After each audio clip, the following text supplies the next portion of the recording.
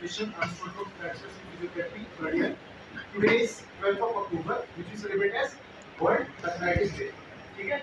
तो arthritis का अगर मैं split कर दूँ, तो वो बन जाएगा ऑर्थो प्लस आइटिस. ठीक है? ऑर्थो मतलब जॉइंट, आइटिस मतलब इन्फ्लेमेशन. इन्फ्लेमेशन के भी 5 साइन होते हैं बेसिक: पेन, स्वेल, हीट और लॉस ऑफ फंक्शन. ठीक है? तो अब आर्थराइटिस का अगर सिंपल सा डेफिनेशन कहूँ तो वो होगा कि इन्फ्लेमेशन ऑफ जॉइंट. आर्थराइटिस के कई पार्ट्स होते हैं, जिसमें से 3 पार्ट जो होंगे वो हम आपको एक्सप्लेन करेंगे. पहला हमारा जो पार्ट है वो है ऑस्टियोआर्थराइटिस. तो ऑस्टियोआर्थराइटिस क्या है? ऑस्टियोवर्ड का मतलब होता है बोनी सिस्टम, आर्थराइटिस मतलब जॉइंट इन्फ्लेमेशन. ऑस्टियोआर्थराइटिस एक प्रोग्रेसिव डिसऑर्डर, डिजीज नहीं डिसऑर्डर. डिजीज और डिसऑर्डर में फर्क पता है? यस. नहीं पता. डिजीज का हम क्योर कर सकते हैं, पर डिसऑर्डर को हम क्योर नहीं कर सकते. डिसऑर्डर को हम मैनेज कर सकते हैं.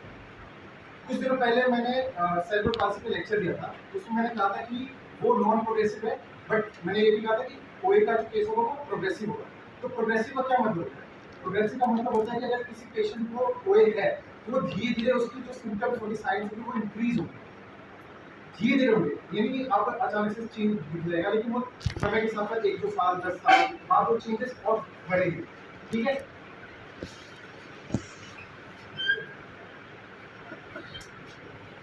जॉइंट इस पे अफेक्टेड होते हैं. वो होते हैं अपना वेट बेरिंग जॉइंट होते हैं, जैसे कि नी और सर्वाइकल वर्टिब्रा, इन सब भी होता है. कार्पो मेटाकार्पल जो हैंड में होता है. ठीक है? इन सब में देखने को मिलता है, लेकिन जो सबसे कॉमन होता है वो होता है नी, क्योंकि वेट बेरिंग जॉइंट है. तो मैं नी का एग्जांपल देता हूँ.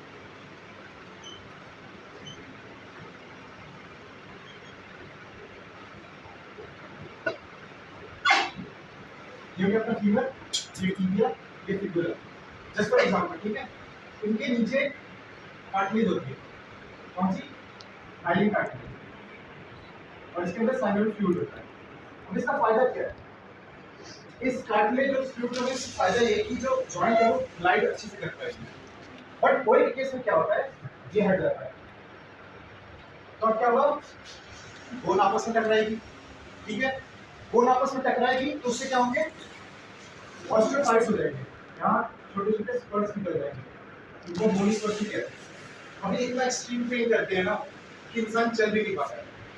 तो इस सब के ट्रीटमेंट और जो मैनेजमेंट होंगे वो हमारे अगले टीम में सबको बताएंगे. लेकिन ओए का जो एग्जैक्ट कॉज है, मतलब हम ये नहीं कह सकते कि अगर ये है तो ओए ही होगा, लेकिन इसमें कुछ रिस्क फैक्टर है. अब रिस्क फैक्टर्स क्या क्या हैं, वो क्या मतलब उन पर कैसा इफेक्ट पड़ता है? रिस्क फैक्टर ऐसे हैं कि वो मोस्टली कोई भी केसेस हम देखते हैं, वो हमारे अगले टीम मेंबर आपको समझाएंगे.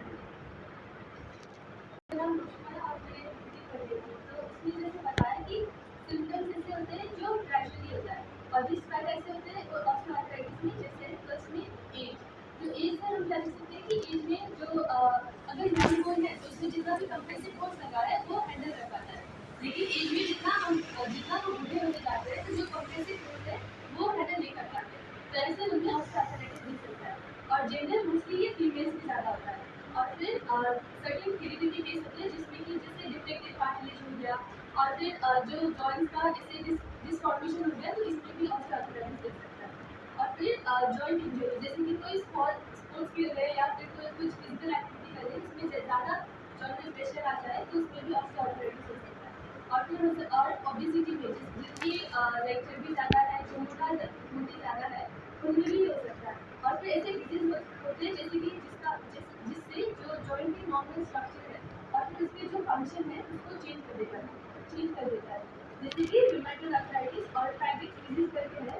फैब्रिक डिजीज में क्या होता है कि जो बोन का जो ऐसे सेल्स, जो पुरानी सेल्स हट के जो नया सेल्स आते हैं उसमें जो वो फंक्शन होता है उसमें डिस्टर्ब हो जाता है. और फिर गाउट. और फिर आता है सिम्पटम्स. क्या होता है, ये जैसे अचानक से झट से नहीं आ जाता है, स्लोली आता है. और फिर इसमें क्या होता है, पेन इन्फ्लेमेशन. पेन ऐसा होता है कि पेन भी स्लोली आता है और फिर ये बहुत डीप टाइप का पेन होता है. और स्टेरिमा सिकनेस होता है. और फिर ये स्टेरिमा सिकनेस जो मॉर्निंग में जब उठते हैं ना तो तब ये सिकनेस बहुत ज़्यादा होता है. लेकिन ग्रेजुअली जब दिन बढ़ता जाता है और जो काम करते रहते हैं तो थोड़ा थोड़ा ये धीरे धीरे कम होता जाता है. और अगर सिकनेस है तो वहाँ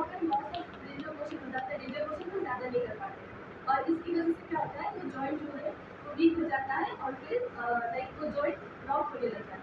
तो ऐसे लाइक ये सारे सिम्टम्स हैं और आगे ट्रीटमेंट और फिर प्रिवेंशन के लिए हमारे आगे बात करेंगे। Hello everyone, myself is Rohan Mathur, student of PhD third year. जैसा कि हमने सिस्टम बारे में बताया कि ट्रीटमेंट और प्रिवेंशन है, इसका कोई क्योर नहीं, कुछ है इसे मैनेज कर सकते हैं। जैसे कि मेडिकेशन भी pain killer, but after some time pain killer does not help. इसमें इंजन पर एंटी ड्रग्स आते हैं, ड्रग्स आते हैं यूज करते हैं।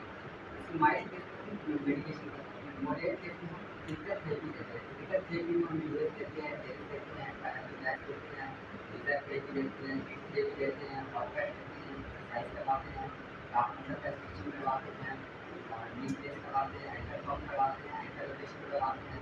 उसके बाद आते हैं हम सर्जिकल टीम में हम इंजेक्शन देते हैं और फिर इंजेक्शन आते हैं वो देते हैं।